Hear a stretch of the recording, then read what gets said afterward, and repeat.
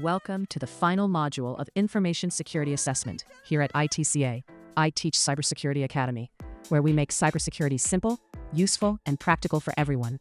Up to this point, you've learned the theory, the models, and the professional process of risk assessment. Now it's time to put everything together and apply it in the real world. This module is designed to help you think like a security professional and prepare you for exams, interviews, and real workplace scenarios. In real organizations, risk assessment is not done in isolation. It happens in response to real incidents, real systems, and real business pressure. In this module, we'll walk through 2 detailed case studies, each telling a story that mirrors what happens in real environments. For each case, your job is to identify the asset, threat, vulnerability, impact, risk level, and appropriate controls. Case Study 1, Data Breach Scenario. A medium-sized online retail company stores customer names, email addresses, phone numbers, and payment details in a central database. The company recently launched a new website to support increased online sales. To save costs, the database server was configured quickly and left exposed to the internet with weak access controls. There was no regular security audit, and default administrator credentials were never changed.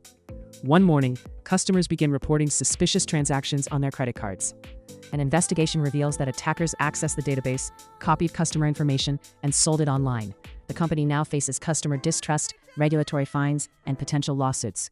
Your task is to identify what was being protected, how the attackers gained access, what weaknesses existed, how severe the impact was, and what controls could have prevented the breach. Step 1. Identify assets. Let's start simple. What is the company actually protecting? Think about it. What items in this story have real value? Is it the building? Is it the website code? Or is it the customer information? The customer database, which contains personal and financial information, is the most valuable asset. The website and servers are also important, but the customer data is the crown jewel here. If the database is compromised, the impact is huge because it directly affects customers and business reputation. Step 2. Next question. Who or what caused the problem here? Was it a hacker outside the company? An employee inside the company? A natural disaster? In this case, it's an external hacker exploiting weaknesses in the server setup. Remember, threats are anything that can exploit a vulnerability. Not every threat is a human hacker. Sometimes it's malware or even accidents, but here, it's definitely adversarial. Step 3. Identify vulnerabilities. Now here's a tricky one.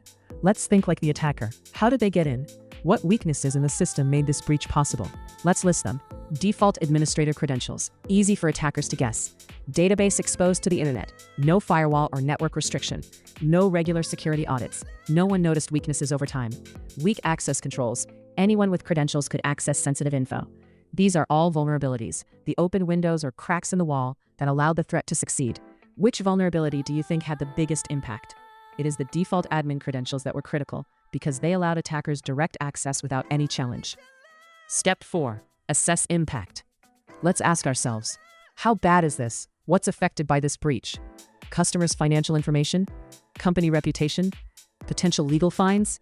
All of the above. So the impact is critical. When assessing impact, always think in terms of money, reputation, and legal consequences, not just technical problems. Step 5. Assess likelihood. Next, was this attack likely or a 1 in a million event?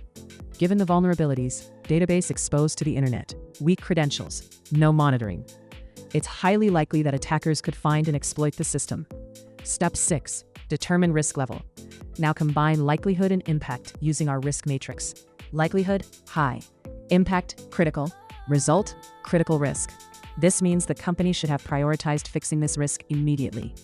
Step 7. Recommend risk treatment. Okay, what would you do if you were the security officer? Let's walk through the 4 T's. Treat, mitigate. Change default credentials.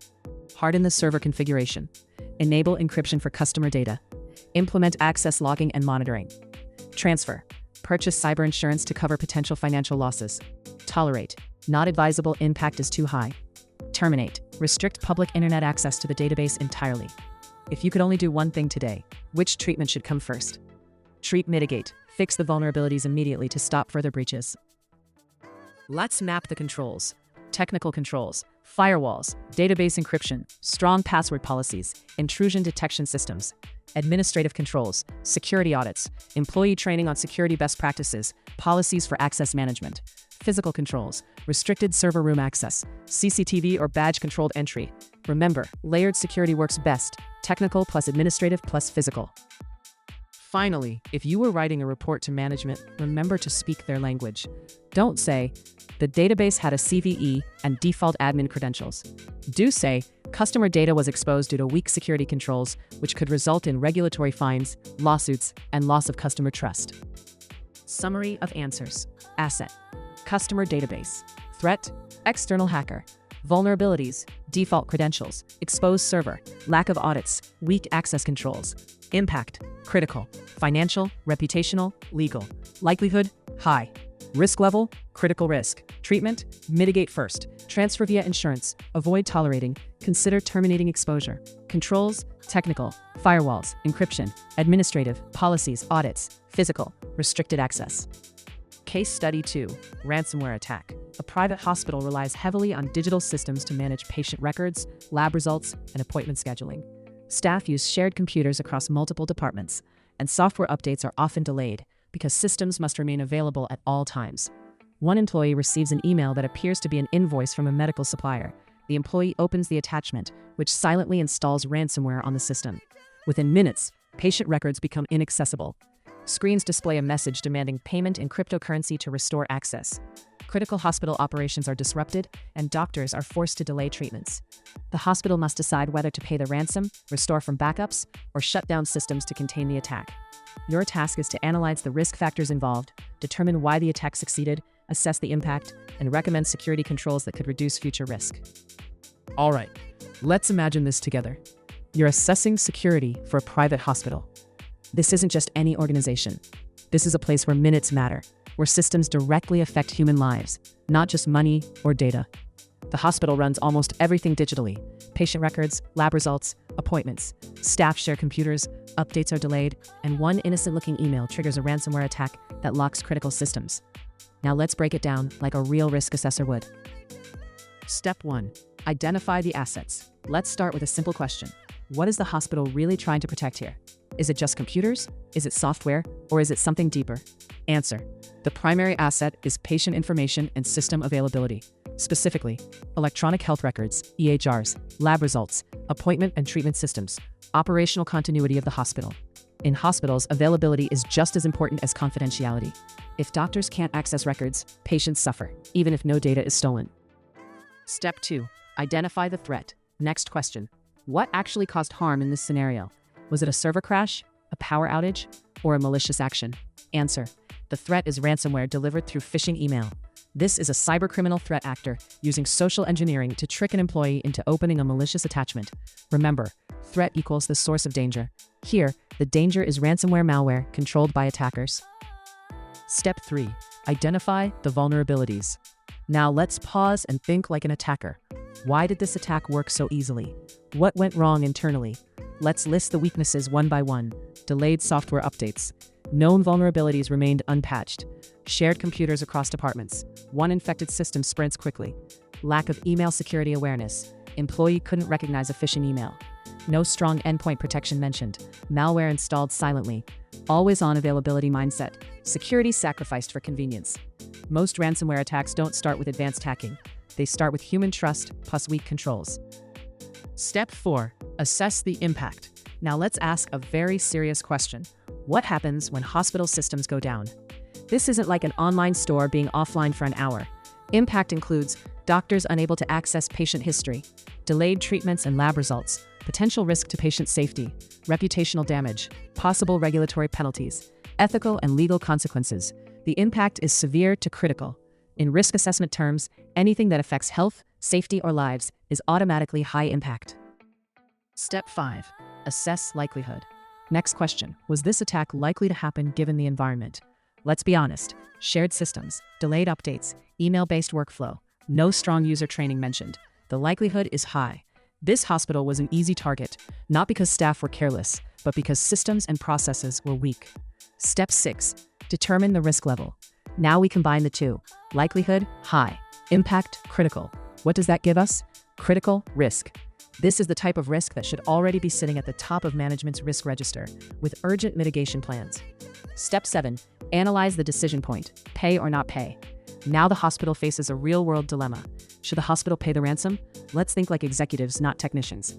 Paying does not guarantee recovery. It encourages future attacks. It may violate regulations. Best practice answer: do not rely on paying ransom.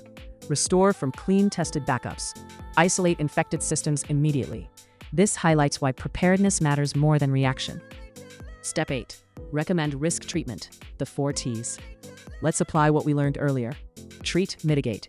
Regular patching and updates, strong endpoint protection, email filtering and attachment scanning, network segmentation, disable shared accounts, staff phishing awareness training, offline and tested backups. Transfer, cyber insurance to handle recovery costs. Tolerate, not acceptable. Risk is too high. Terminate, remove unnecessary internet access from critical systems. Step 9. Apply security controls. Now let's categorize the controls properly. Technical controls: antivirus/EDR, email security gateways, automated patch management, network segmentation, backup and recovery systems. Administrative controls: incident response plan, security awareness training, update and patching policies, access control policies. Physical controls: restricted access to shared systems, secure server rooms.